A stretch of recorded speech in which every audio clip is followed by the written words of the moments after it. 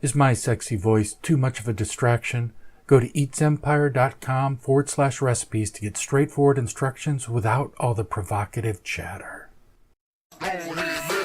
Welcome, loyal and hungry denizens of the Eats Empire, to another Epicurean podcast.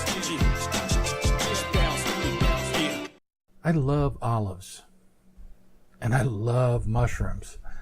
At Costco, I pick up 6 packs of Lindsay black olives and 12 packs of 4-ounce Giorgio mushrooms, and I buy the 28-ounce cartons of fresh organic mushrooms by Monterey. Mount Olive puts out a great, affordable jar of roasted red bell peppers that I love to use in stir fries and salads, and I love using pimento in a variety of dishes as well. You can find those items at H-E-B or Kroger. Why do I bring up these different products?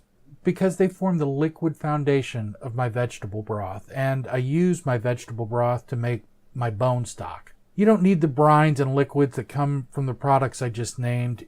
You can just use plain water and you'll still have a nice broth. I'm going to go through the steps I take to produce my broth and stock, and I think you'll see there's a lot of flexibility in this recipe. I fill up a variety of ragtag containers with the liquid from the cans of olives, mushrooms, and red bell peppers. You want to use California-style black olives, as other types of olive brine are much too salty or filled with vinegar. And a side note to olive haters, I doubt your irrational fear of olives extends to olive oil. If it does, then you're a lost soul who's beyond redemption. Like olive oil, the liquid from a can of black olives, when used to produce broth or stock, does not taste like olives. So if there are decent human beings in your household that buy cans of black olives, don't let your olive bigotry prevent you from using the olive juice in what will become a superior batch of stock. And if you're a mushroom hater, just go away. Seriously, what's wrong with you? Anyway, I use a lot of celery, onion, and carrot when I cook. Any scraps from those veggies I throw into a container and pour the liquids from my olives, mushrooms, and roasted red bell peppers in as well. You may be wondering if you can use the liquid from other canned goods.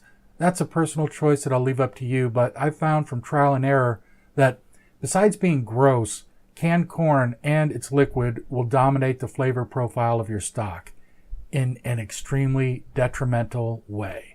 Canned spinach is flat out disgusting and its liquid is rank and repulsive. The Depression ended like 90 years ago. Why is spinach still being canned, and what wretched souls are still buying it? The same can be said for canned peas and canned green beans. Yuck. You can add the liquid from canned kidney, pinto, cannellini, or garbanzo beans. You just don't want your broth to be 100% bean juice, but otherwise they're okay. I also cook with a lot of garlic, and I often use a garlic press. I add the garlic that doesn't get passed through my press to my ingredients tub. As I mentioned earlier, you don't need all the liquids I've mentioned. You can just use water. It surely won't be as divinely heavenly as my broths and stock, but if you follow my directions, you will have a nice batch at the end of this process.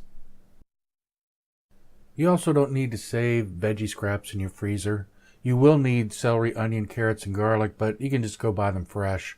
They are readily available year-round, and even the organic varieties are cheap. I use both frozen scraps and fresh veggies for my stock. Another fresh item I use when in season is corn on the cob. Though canned corn tastes like horrific hell food and should not be used at any time for anything, a couple ears of fresh corn on the cob adds a beautiful dimension to round out the flavor of your broth. I realize that many people listening to this podcast want to dive right in and don't have any liquids or veggie scraps saved. Not to worry. Just go buy 2 bunches of celery, a pound of carrots, 2 large onions, 2 ears of corn if you can get it, and a bulb of garlic. And don't buy minced garlic in a jar. That stuff is nasty. If you're going to be using a crock pot, you may want to cut this amount in half. If you're in Texas, I found that H-E-B, by and large, has the best deal on produce, so that's generally where I go to get my stock ingredients. Throw all your veggies into the sink and fill it with water and wash it thoroughly. I use a veggie brush on the carrots. I often use a pressure cooker to make my broths and stock, but for this podcast I'll be using my 12-quart enamel-coated stock pot. Do a rough cut on your celery and carrots and toss them in your pot. Carefully cut your onions and cobs of corn into quarters and throw them in as well. And I want to repeat, be very careful when you're cutting your celery and cobs of corn. Don't cut yourself. Then add 2 or 3 cloves of garlic cut in half. For my batch, I'm adding all my veggie scraps and liquids I saved for my canned mushrooms, olives, and roasted red peppers. And as luck would have it, it's exactly the amount of liquid I need for this batch. It fills right up to just below the tops of the veggies in my pot.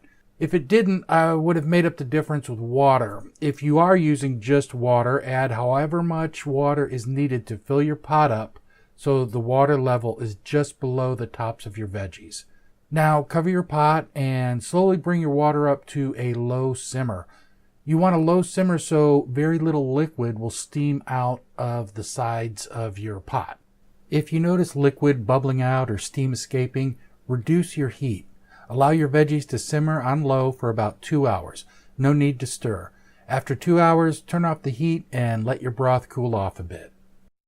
Now that your veggie broth has cooled down a bit, it's time to strain it. For those who are tuned in to an audio-only version of my podcast, you can go to eatsempire.com to see the rig I use for straining. It's a 12-quart Lexan tub with a colander resting on top with a fine mesh strainer placed in the colander. You don't need anything this sophisticated, but you will need to strain your broth through a fine mesh strainer into a pot or bucket. Then return your pot with veggies to the stove, add 2 quarts of water, and warm up your pot a bit. These 2 quarts will help rinse out any residual flavor from your veggies. You only need to warm up the water and veggies for about 30 minutes. Then strain and discard all your veggies except the corn on the cob. Those are delicious after they've been processing in that broth. If you are vegan, then your broth is essentially done. I tried my batch, and since I use the liquids from the canned goods, it has the perfect amount of sodium. It's slightly sweet and not too salty. If you use plain water, your broth likely tastes a bit bland. That's okay. If desired, you can add sodium to your broth at any time, so I would wait until you are cooking with it to add any salt you may need. If your broth tastes watery, then you can put it in an uncovered pot on medium heat and reduce the volume to concentrate the flavor. When your broth has the right flavor, divide it into containers and freeze it.